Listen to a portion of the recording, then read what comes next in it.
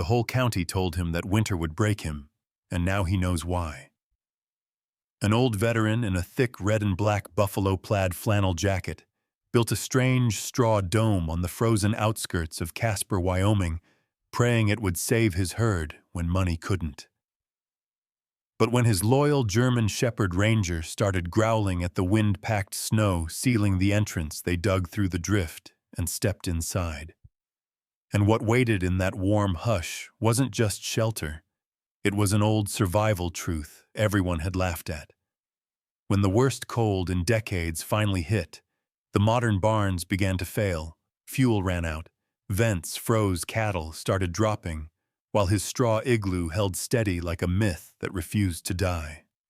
What happened next humbled an entire ranching community and changed his life forever. Before we dive in, tell us where you're watching from. Drop your city, state, or country in the comments below because it's wild how far these winter stories travel. Winter tightened its grip over the northern plains outside Casper, Wyoming, the air brittle with cold, the wind slicing low across frozen grass like an unseen blade hunting for weakness. Henry Dawson stood alone in that wind, a tall, broad-shouldered man, even at 63, his posture still carrying the square discipline of military years that had ended long ago but never truly left him.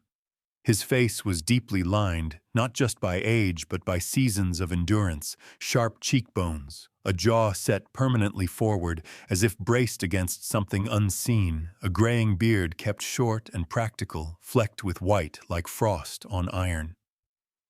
His eyes were a pale, weathered blue, the kind that didn't flinch easily, that had once scanned deserts and forests for threats, and now measured the sky with the same calm precision.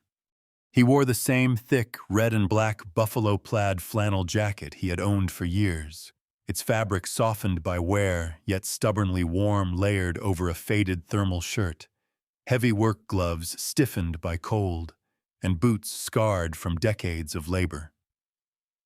Near his left leg stood Ranger, a 6-year-old German Shepherd, with a dense sable coat and alert amber eyes, his ears pricked forward, body angled slightly into the wind, as if daring it to try something foolish. Ranger was lean and powerful, his movements controlled and deliberate, the dog's loyalty etched into the way he never strayed more than a few feet from Henry's side, a habit formed after years of solitude, where the two had become each other's only constant. Henry bent slowly, lifting another tightly bound hay bale, stacking it into the widening circle he had marked in the frost, his breath puffing out in steady clouds. Around him, the prairie hummed with quiet judgment. In the distance, neighboring ranchers hammered metal siding, tightened bolts on steel barns, and tested propane heaters with anxious glances toward the sky, their modern structures rising rigid and angular against the open land. Henry heard their laughter drift on the wind earlier that morning, short, sharp bursts, the sound people made when they believed certainty was on their side. They called him stubborn, reckless, and worse, muttering that the old veteran had finally lost his sense building a shelter out of hay as winter crept closer with its teeth bared. Henry said nothing. Silence had long ago become his preferred response. During the war, words had often failed him, too slow, too fragile, while action had kept him alive. A roadside explosion, decades earlier, had taken 3 men he trusted more than brothers a moment, that reshaped Henry into someone who believed preparation mattered more than explanation. Since then, he had learned that survival didn't announce itself with confidence. It whispered through memory and instinct. He stacked each bale carefully, aligning the strings inward, compressing them tight, forming the first ring of what would become a dome. The design came from an image he couldn't shake, something his grandfather once described in a trembling voice during Henry's childhood, a shelter built of humble materials that had saved animals and men during winters far worse than this. Ranger circled the structure, sniffing the hay paws, crunching softly on the frozen ground, occasionally stopping to look up at Henry, as if checking for approval. The dog's calm presence steadied him.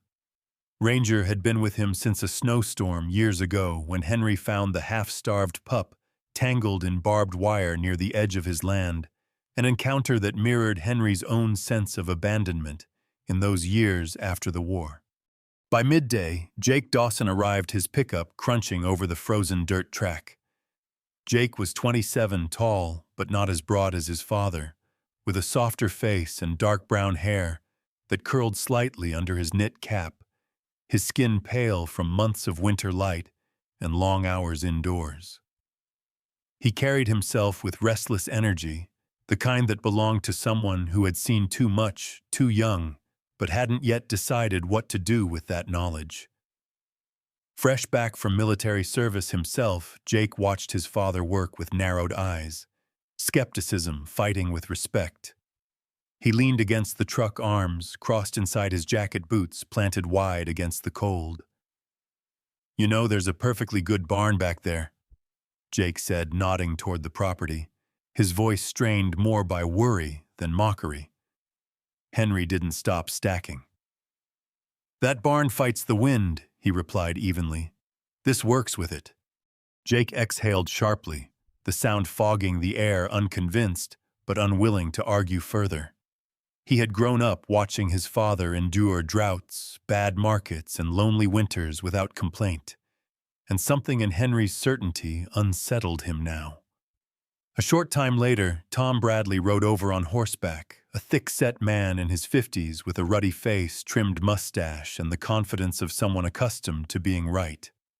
His expensive insulated coat gleamed new against the snowless prairie, and he looked down from the saddle with an amused smirk. "Henry," he called, not bothering to dismount. "You planning to keep cattle warm with their dinner?" His laughter cut through the wind, confident and dismissive. Henry finally straightened, resting his gloved hands on the top bale, meeting Tom's gaze without irritation. "I'm planning to keep them alive," he said simply. Tom shook his head, still smiling, and rode off, his laughter trailing behind him like a challenge. As the sun dipped low, casting long blue shadows across the grass, Henry stepped back to study the growing circle of hay. The structure already felt different from the barns he'd known round Grounded Patient. He imagined the walls rising, the inward curve closing overhead, the wind sliding around it, instead of clawing its way inside. He imagined warmth held not by machines, but by mass, still air, and the quiet cooperation of animals gathered together. Ranger sat at his side now, tail resting on the ground, eyes scanning the horizon, a low rumble in his chest as the wind shifted again. Henry rested a hand on the dog's head, fingers pressing into thick fur, grounding himself in the moment. Doubt flickered briefly. Memories of failure always did, but it was smothered by something stronger, a stubborn faith earned through years of loss and survival. He knew the town would keep laughing. He also knew winter didn't care who laughed. Winter only respected what worked. The days that followed carried a quieter kind of tension, the kind that didn't announce itself with laughter or argument, but settled into the bones like cold before a storm. Henry Dawson worked from dawn until the light thinned into a pale winter dusk, his movements deliberate, almost ceremonial, as if each hay bale were not merely material, but a word in a language he trusted more than speech. He rose before the sun brewed black coffee, thick enough to bite back, and stepped outside while the land still slept, Ranger padding beside him, with soft, steady steps, breath steaming gently in the dark. Henry's hands, thick-fingered and scarred, moved with a craftsman's memory, shaped by years of necessity rather than instruction manuals. He didn't stack randomly. He measured by feel, by balance, by the way resistance changed when one bale pressed correctly against another. The double wall grew slowly, inner ring first, then outer, the 12-inch air gap between them left untouched like a sacred boundary. Henry knew this space was the heart of everything. Air that did not move could not steal heat. Air trapped and respected would protect. Jake watched more closely now, no longer leaning casually against the truck, but stepping into the work, passing bales, wiping sweat from his brow despite the cold. The young man's face still smooth, except for a faint shadow of beard.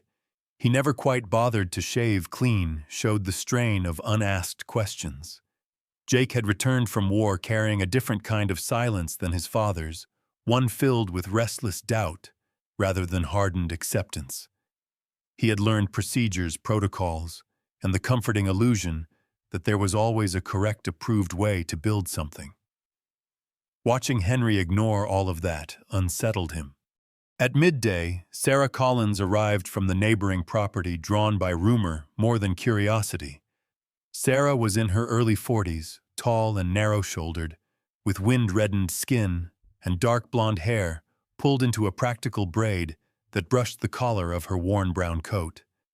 Her eyes were sharp and observant, the kind that missed little shaped by years of running a ranch alone since her husband's death in a tractor accident 5 winters earlier.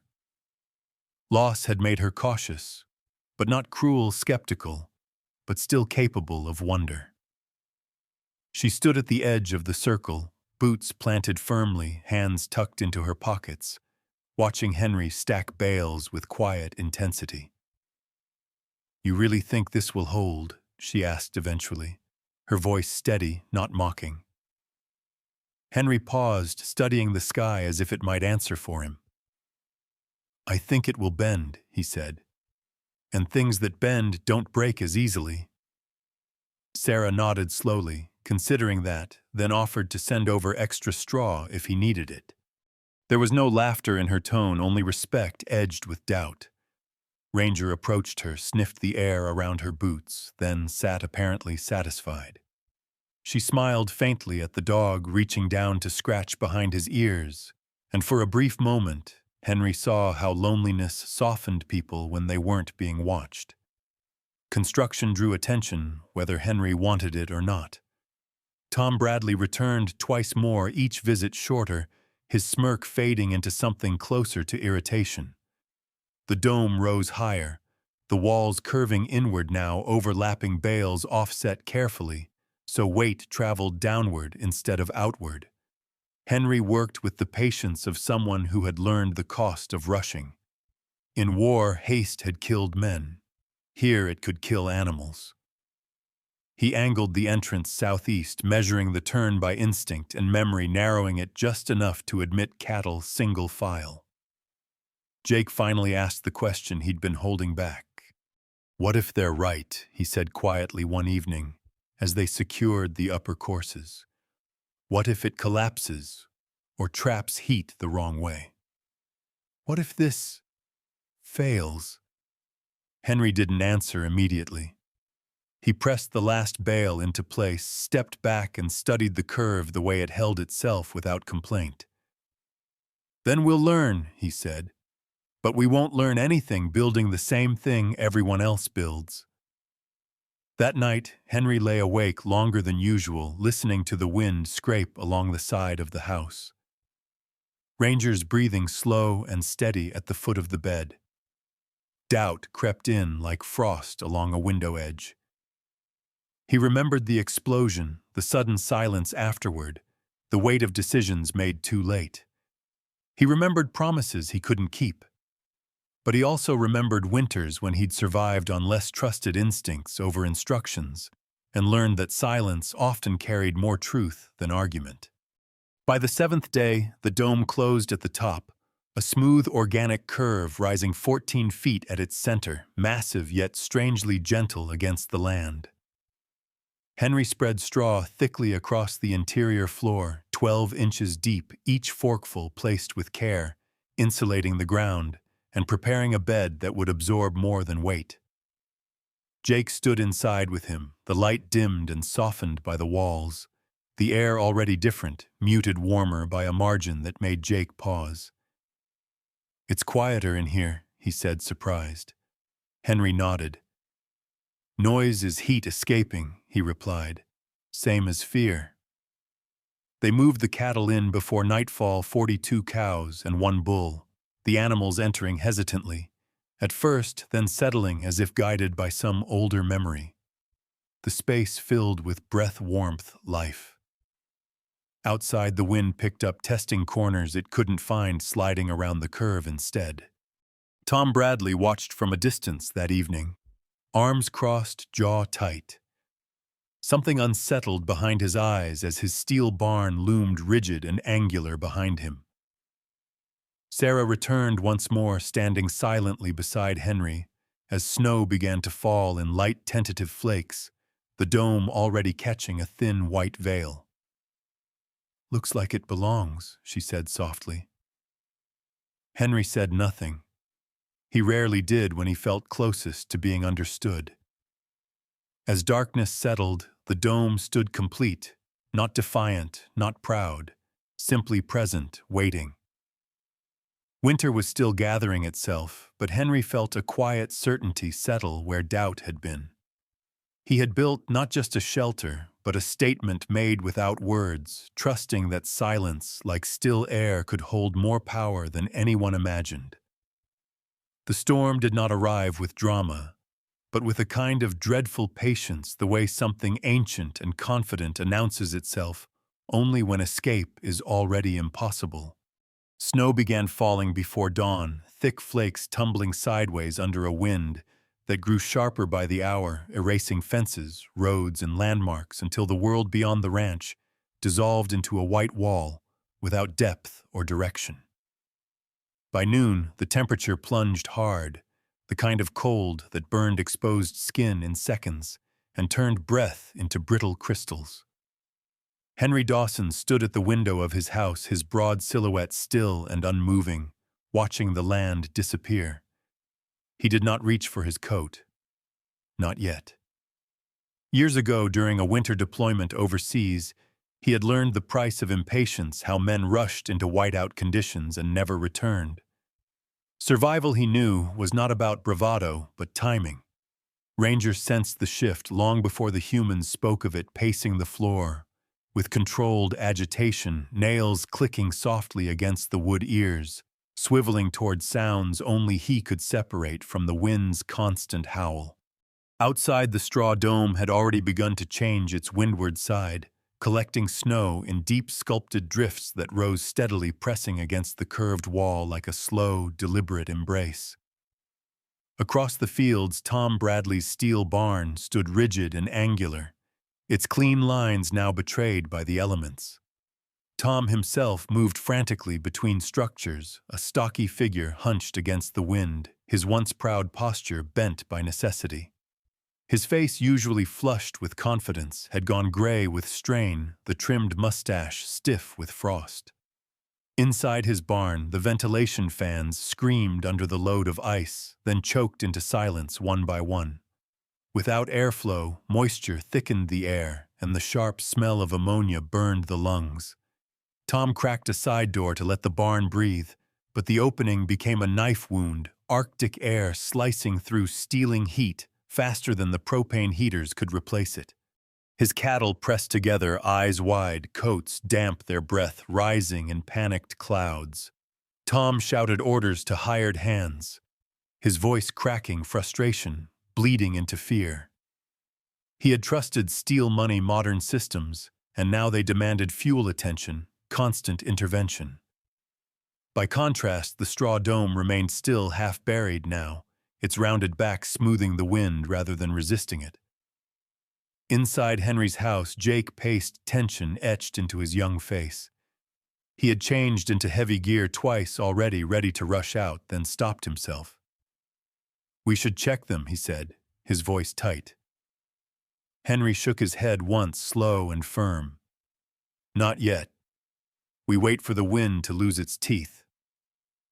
Jake clenched his jaw, the soldier in him bristling at restraint, but he remembered too, remembered orders, ignored consequences, paid in blood. Hours passed. The storm deepened. Snow piled against the walls of the house, rattling the windows.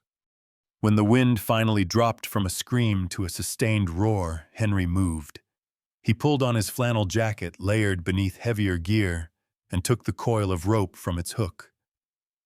He tied one end around his waist, the other around Jake's, methodical, practiced. Ranger whined once sharp and low, then took the lead without command, his body low muscles taut, navigating by instinct through a world reduced to chaos. The short distance to the dome felt endless. Snow swallowed their legs to the knee, then thigh. More than once, the wind shoved hard enough to stagger them sideways, but the rope held human and animal bound together. When they reached the dome, the entrance was gone, buried beneath packed snow as hard as concrete. Henry did not curse. He began digging. The work was brutal, slow, their arms burning, lungs aching in the thin, frozen air. Every few minutes, Henry forced them to stop, to breathe, to let blood return to numbed fingers. Ranger dug too, paws, flashing snout thrust forward with fierce determination. At last, the barrier broke. Warm air spilled out, visible alive. Henry crawled inside first, then Jake Ranger, slipping past them like he belonged there. The change was immediate and profound. The wind vanished. Sound softened. The air held warmth, not comfort exactly, but mercy. The cattle stood calmly arranged in a loose ring along the wall, bodies radiating heat, their coats dry, eyes clear. They chewed slowly, unbothered, as if the storm outside were someone else's problem. Jake exhaled a shaky laugh, relief washing over him so fast his knees nearly buckled. Henry placed a hand against the inner fallen of hay. It was not warm like flesh, but it was alive with stored heat, resisting the cold beyond it. He closed his eyes briefly, not in triumph, but in gratitude. Outside, Tom Bradley fought a different battle. His fuel dwindled faster than he'd planned, deliveries impossible with roads erased. He added heater after heater, each one demanding more propane, more attention. His cattle began to cough, a wet, hollow sound that echoed inside the barn.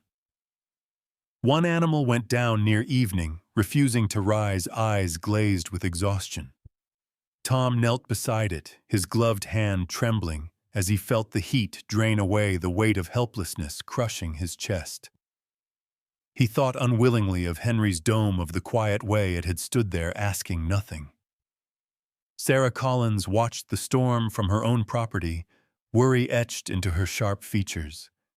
She had reinforced her smaller shelters as best she could, but she found herself staring toward Henry's land, more than once tracking the growing drift that swallowed his structure whole. She recognized something in that sight, not foolishness, but humility before nature. That night, the temperature plunged further deeper than forecasts had promised. The storm raged on, but inside the dome, the animals barely noticed. Henry and Jake worked quickly, checking water, spreading more straw, then retreated, sealing the entrance again, trusting what they had built. Back in the house, Henry removed his gloves with shaking hands, the delayed cost of cold setting in. Jake poured coffee, his movements careful, reverent. Neither spoke for a long time. Outside, the contest continued, unseen but undeniable, straw yielding and holding steel, resisting and failing. And somewhere between those two philosophies, a reckoning was forming, carried on the back of the worst winter anyone still living could remember. The morning after the wind finally loosened its grip arrived with a brutal clarity, the sky scrubbed clean to a hard blue that made the cold feel sharper, almost personal.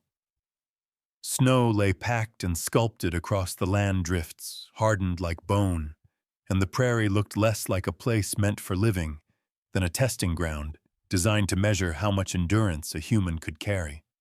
Word traveled fast in small communities, after disasters, moving not by phones, most lines were still down, but by the restless need to make sense of loss. By mid-morning, trucks crept along the reopened county road, engines whining in protest. And by noon, Robert Henshaw arrived at Henry Dawson's gate. Henshaw was a man in his late 40s, tall and narrow-hipped, with thinning brown hair, combed carefully over a scalp that showed more each year, wire-rimmed glasses, pinching a nose perpetually red from cold. His face carried the habitual seriousness of someone trained to speak with authority. Yet there was fatigue in his posture, now a slight stoop in his shoulders, born from days spent cataloging damage and listening to men break down over kitchen tables. He stepped from his truck, stiffly boots crunching on ice clipboard tucked under one arm like a shield. He had come prepared to measure, to record, to explain, but not to be surprised. Henry met him halfway, flannel jacket buttoned to the neck, beard rimed with frost, his expression neutral and unreadable. Ranger stood close, watchful but calm eyes following Henshaw, with the measured assessment of a creature that trusted actions over titles. Henshaw spoke politely at first, clearing his throat, explaining procedures, responsibilities, the need to document conditions after an event of this magnitude. Henry listened without interruption, nodding once when the man finished. Then he turned and led the way toward the dome, saying nothing. The walk was short, but heavy with implication. Snow rose nearly halfway up the structure on its windward side, packed tight by days of relentless pressure, transforming the dome into something that looked less like a pile of hay and more like a natural formation grown out of the land. Henshaw paused, despite himself frowning, adjusting his glasses. "I didn't expect it to still be standing." He admitted the words, slipping out before caution caught up. Henry said nothing. At the entrance, Henry ducked inside, First Ranger slipping in after him. Henshaw followed, bracing himself instinctively for the shock of cold, and stopped short instead. The warmth was immediate, startling in its gentleness, not the dry blast of heated air, but a steady, enveloping presence that softened the edges of sound and movement. He pulled off his gloves without realizing he'd done it, flexing his fingers as sensation returned. The cattle stood quietly, their bodies forming a living wall of heat, coats dry breathing slow and regular.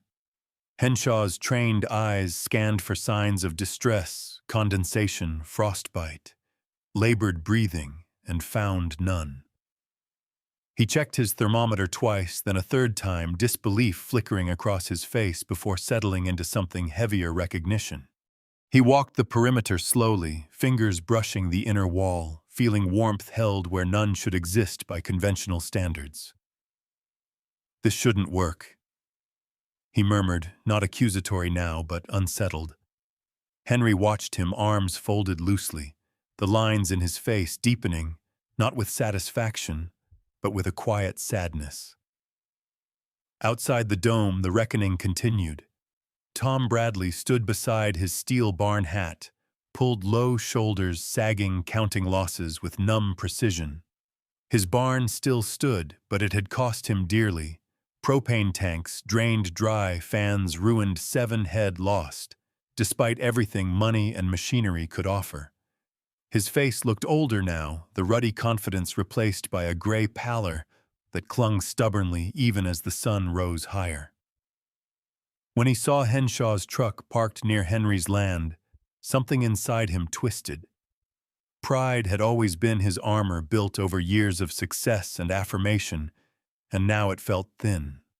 Sarah Collins arrived later that afternoon, her braid tucked into her collar cheeks, raw from cold eyes sharp as ever. She didn't say much, only listened as Henshaw explained what he had measured, what he could not explain away. She glanced toward Henry, then toward the buried dome, her mouth set in a thoughtful line. Loss had taught her humility early. She absorbed information the way dry ground takes water.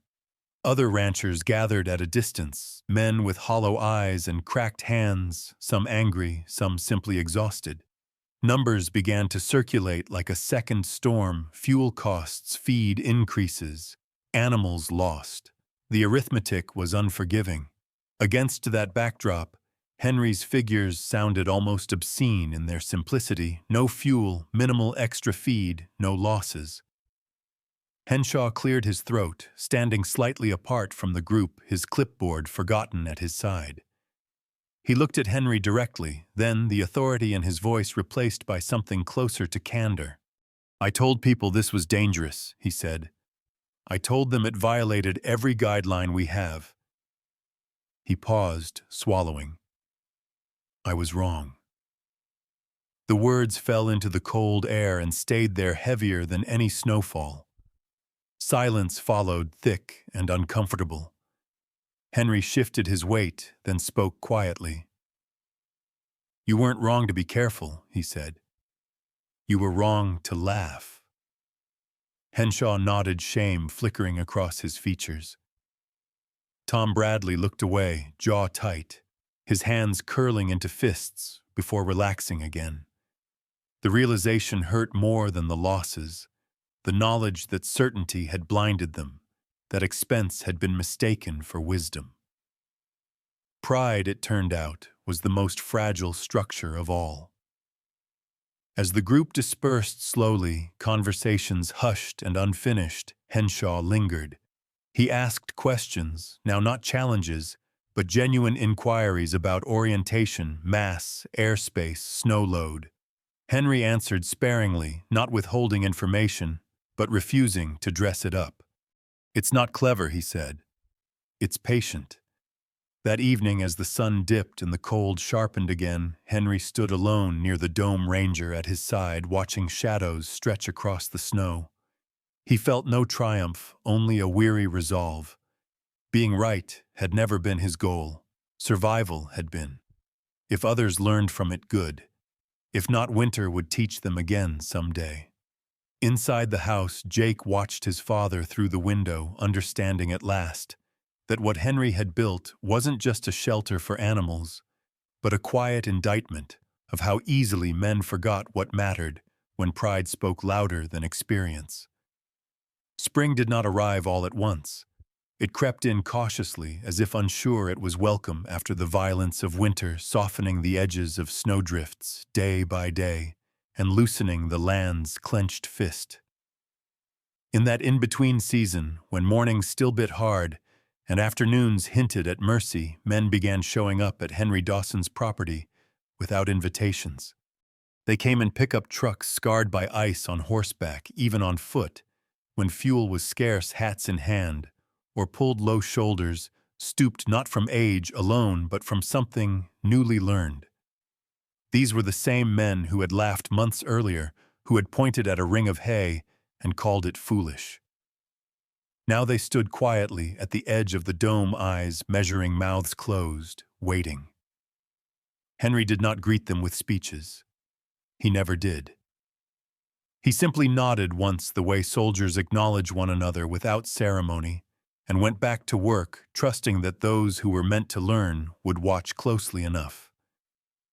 He spoke when asked, but always slowly, forcing the listener to lean in to meet the knowledge halfway. "If you don't understand why it works," he said more than once, his voice calm, almost gentle, "you'll abandon it the first time it scares you." Jake Dawson became his bridge to the others. Where Henry was reserved and spare with words, Jake had learned how to translate experience into explanation. He stood tall among the group, his youthful frame still carrying the tension of recent war, dark hair, now longer, eyes clearer than they had been when winter first arrived. He sketched circles in the dirt with a stick, explaining airflow, orientation, mass, his hands moving with growing confidence. The act of teaching steadied him. It gave shape to questions that had followed him home from combat, questions about usefulness, legacy, and what it meant to build something that lasted. Ranger, older now in spirit, if not in years, took on an unexpected role. The German shepherd sat near the entrance during each informal lesson, sable coat gleaming in the returning sun, amber eyes alert but relaxed. He sniffed newcomers thoroughly, circling them with solemn focus, before settling at Henry's feet. More than one rancher joked nervously about passing inspection, and Ranger's calm acceptance became a kind of quiet blessing. Sarah Collins attended nearly every gathering, standing slightly apart. At first, arms folded her tall, lean frame silhouetted against the dome. Her braid was threaded with more gray, now her wind-burned skin lined by sun and worry, but her eyes held something new, intent. She asked precise questions, took notes on scraps of paper, and unlike many others, followed through. Within weeks, she began preparing her own foundation, adapting the design to fit her smaller herd, modifying entrance height and diameter with careful thought. Loss had taught her to respect systems that did not depend on luck or constant intervention. Tom Bradley came last. Pride delayed him longer than the cold ever could. When he finally arrived, his expensive coat looked worn, his mustache untrimmed, his once booming voice quieter. He stood with his hands shoved deep into his pockets, listening more than speaking. Henry did not single him out, did not offer comfort or apology. He treated Tom as he treated everyone else, with evenness. Tom asked one question before leaving that day, his voice low. "Do you think it would have saved them?" Henry considered the question carefully, then answered honestly. "I think it would have given them a better chance." That was enough. As the weeks passed, circular foundations appeared across the prairie like strange new constellations mapped onto the earth. Some men followed Henry's design closely. Others experimented, adding canvas windbreaks, adjusting wall thickness, learning through trial and error. Not every structure succeeded. A few collapsed from poor compression, others leaked heat through careless entrances. Henry never scolded. "Failure teaches faster than pride," he said once, helping a younger rancher rebuild after a partial collapse. The county extension office took notice slowly at first, then with increasing seriousness. Robert Henshaw returned several times. No clipboard now, his posture less rigid, his questions thoughtful. He listened more than he spoke, acknowledging where formal training had blinded him to older truths. He began drafting a report, not as an authority issuing guidelines, but as a student documenting a living system. Still, Henry understood something others did not everyone would remember. When the following winter proved mild, a few men dismantled their domes, returning to steel, and heaters comforted by the illusion that the worst was behind them. Henry watched this without judgment. He knew memory was fragile, especially when conditions improved. Knowledge paid for in suffering was easily discounted once the pain faded. On quiet evenings, Henry sat near the dome, now partially dismantled for spring feeding. Ranger resting beside him, Jake nearby with a notebook still filled with diagrams. He thought of his grandfather, of winters survived not by conquering nature, but by cooperating with it. He thought of the men he'd lost in war, of systems that failed because no one questioned them until it was too late. He did not consider himself a teacher or an innovator. He had simply refused to forget. The dome itself would not last forever. Hay, rotted straw returned to soil, materials cycled back into the land. But the idea, the understanding that patience, humility, and care could outperform expense and arrogance that lingered. It passed quietly from neighbor to neighbor, from father to child, from one hard winter to the next. And long after the last drift melted, the story remained told, not with exaggeration, but with a kind of reverent simplicity. There was a winter when men learned that survival was not about proving strength, but about respecting what had already been learned, and loving their animals enough to listen. At the end of this story, what lingers is not the straw dome itself, but the quiet reminder that miracles do not always arrive wrapped in light or thunder.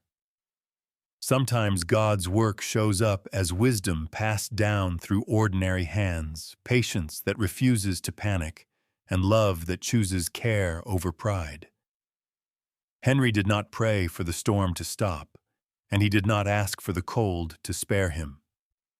Instead, he trusted the understanding placed in his heart, an understanding shaped by faith, memory, and humility. And somehow, that was enough. In our own lives, we often wait for miracles that look dramatic, while overlooking the ones already standing beside us. the lessons of those who came before us, the small choices made with consistency, the courage to listen instead of argue, to prepare instead of boast. God does not always change the storm.